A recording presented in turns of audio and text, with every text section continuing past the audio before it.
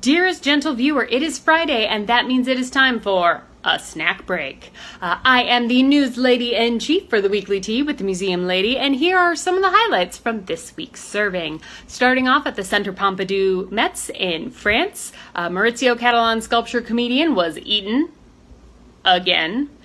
For those of you who don't know, comedian is the infamous duct tape banana. Since the banana has to be replaced every few days, staff were able to quickly remount the banana and reopen the gallery. Frankly, this is not the first time that comedian has been eaten, and it won't be the last either. When asked about the incident, Catalan merely expressed his disappointment that the visitor didn't eat the rest of the artwork. You know, the banana peel and the duct tape. Moving on to the Perth Museum in Scotland for a story that is straight out of an action-adventure or the beginning of a curse. A man has been arrested for smashing the Stone of Destiny's glass case. If you imagined a kilted man with a sword doing that, you at least got the kilt part right.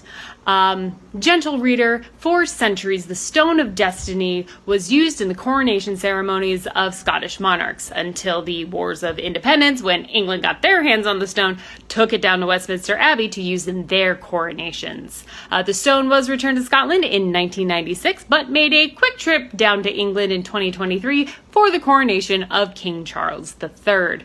To say that the Stone of Destiny has great cultural significance to the people of Scotland and, the rest of the UK is kind of an understatement, so this incident is a big deal.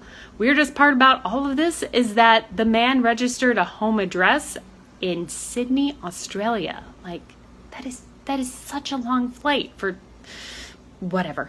Moving on to New Haven, Connecticut, where Yale Art Gallery basically said, "I don't want your stupid money."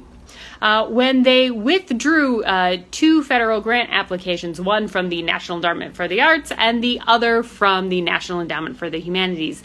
The grants were for an upcoming African art exhibit, which presumably would conflict with the new anti-diversity, anti-DEI stipulations that were added to federal grants after the gallery had already submitted their applications.